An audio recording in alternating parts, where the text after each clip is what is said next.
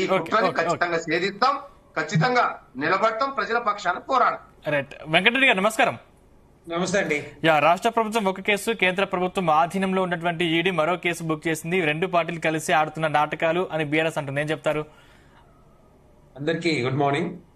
ఇప్పుడు తెలంగాణ రాష్ట్రంలో మంత్రులు కానీ అధికారులు కానీ తెలంగాణ ప్రజలందరికీ కూడా ఒక కస్టోడియన్ లాగా ఉండాల్సిన ఒక బాధ్యత గల మంత్రిగా ఉండి అప్పుడు చేసిన నేను చెప్తే వినాలి, నేను చెప్పిందే చేయాలని చెప్పి అధికారులను ఆదేశించడం, ఆయనే ఒప్పుకోవటం, దాంట్లో నేనే 55 కోట్ల రూపాయలు మీరు ఇమీడియట్ గా ఇది ఈ ఫార్ములా లండన్ బేస్డ్ కంపెనీకి ట్రాన్స్ఫర్ చేయండి అని చెప్పి ఆయన చెప్పిందే ఆయనే ఒప్పుకున్నాడు, ఆయన నోటితో ఒప్పుకున్నాడు.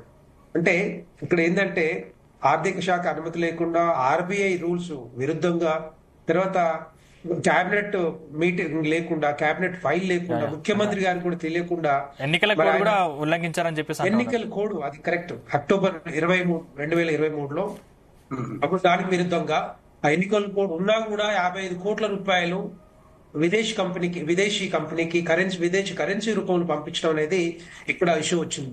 బేసిక్ గా అదే ముఖ్యమైన రీజన్. ఎందుకంటే ఏదైనా 10 కోట్ల పైన ఏమైనా డబ్బులు పంపించాలంటే విదేశాలకు కానీ విదేశీ కరెన్సీ రూపంలో డెఫినెట్ గా ఆర్బీఐ రూల్స్ పాటించాలి, తర్వాత ఆర్బీఐ పర్మిషన్ తీసుకోవాలి. అప్పుడే కానీ దాంతో పాటుగా హెచ్ఎండిఏ నుంచి 10 కోట్ల రూపాయలు పైన ఉంటే మాత్రం డెఫినెట్ గా కేబినెట్ అప్రూవల్ ఉండాలి. కానీ ఇవన్నీ కూడా పాటించకుండా ఆయన సొంత జాగీర్ లాగా జేబుల నుంచి ఇస్తున్నట్టుగా దానికి ఇమ్మీడియట్ గా ట్రాన్స్ఫర్ చేయమని చెప్పి ఏదైతే ఆదేశించాలించాడో అక్కడ ఏమైనా కరప్షన్ జరిగిందా అనేది ఇప్పుడు ఆలోచన.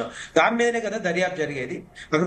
ఒకవేళ కరప్షన్ జరిగినా తర్వాత ఇక్కడ నుంచి 55 కోట్ల అనేది చిన్న విషయం వెంకటరెడ్డి గారు. 55 కోట్ల అనేది చిన్న విషయం. దానివల్ల హైదరాబాద్ కి పేరు ప్రఖ్యాతులు వచ్చాయి, 700 కోట్ల లాభం వచ్చింది, పెట్టుబడులు వచ్చాయని చెప్తా ఉన్నారు కదా.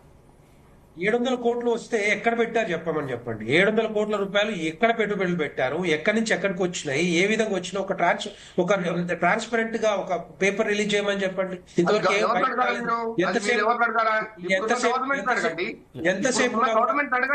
ఇప్పుడు మీ గవర్నమెంట్ లో మీ ప్రభుత్వంలోనే ఇచ్చారు కదా 700 కోట్లు వచ్చినాయని చెప్పారు కదా.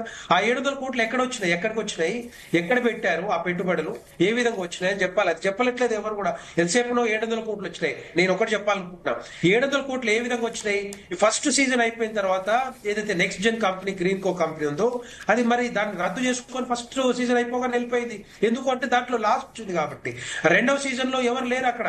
అగ్రిమెంట్ చేసుకోవాలని వీళ్ళే హెచ్ఎండిఏ తర్వాత ప్రభుత్వమే చేయాలనే ఆలోచనతోటి ఆ 55 కోట్ల రూపాయలు లండన్ బేస్డ్ కంపెనీకి ఇచ్చింది.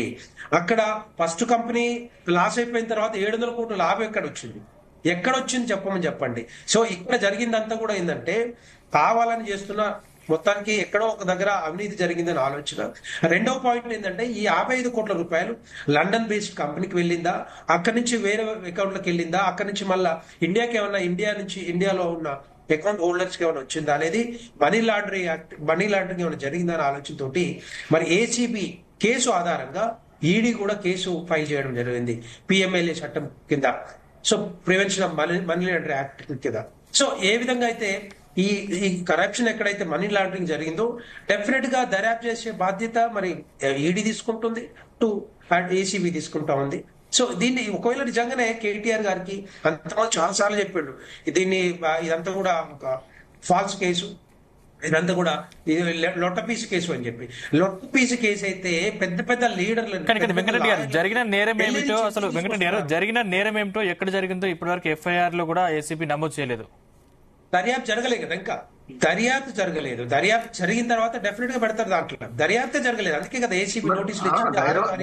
6వ తారీఖు మీరు రావాలి, అటెండ్ అవ్వాలి. 6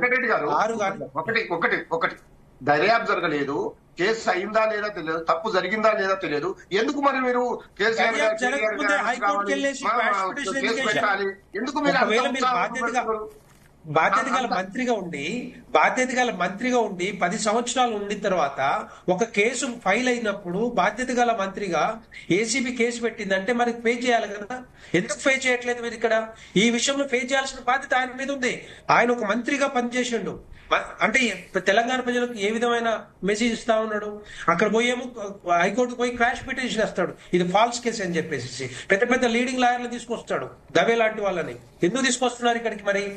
ఒకవేళ నిజంగానే ఫేస్ చేయకపోతే ధైర్యంతో తీసుకోవాలి. అంతకుముందు ఏమన్నాడు, నన్ను జైలుకు పంపిస్తారు, డెఫినెట్ గా నేను పోతా, స్లిమ్ అవుతా, మళ్ళీ యోగా చేస్తా, బయటకు వస్తా అని చెప్పి. ఇవన్నీ కూడా మరి అక్కడ ఏదో జరిగింది కాబట్టి, భయపడి కాబట్టి క్వాష్ పిటిషన్ క్యాన్సిల్ చేయమని వేసిండు కదా. ఎందుకు హైకోర్టులో పిటిషన్ వేసిండు? దాని మీద మాట్లాడాలి. అది కాకుండా ఇదంతా కూడా ఏంటంటే ఈ లొట్ట పీస్ కేసు అని, వెంట్రుక ఇవన్నీ కాదు. ఒక మంత్రిగా ఉన్న 10 సంవత్సరాలు మంత్రిగా ఉండి ఈ పిచ్చి పిచ్చి మాటలు మాట్లాడదు, పిచ్చి ఆ ఓట్స్ అని మాట్లాడకూడదు.